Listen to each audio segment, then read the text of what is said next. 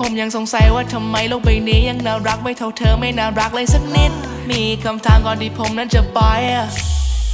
I wanna kiss นั่งชิวอยู่ริมหาดทรายนั่งยิ้มและจากไปดันไปคิดถึงอยู่แต่เขาไอเราไม่อยากจะเหงาความไปถึงเธอผ่านไลน์แล้วก็ผ่านไปมันวนเวียนไปอยู่อย่างนั้นเมื่อไรจะส่งมาหา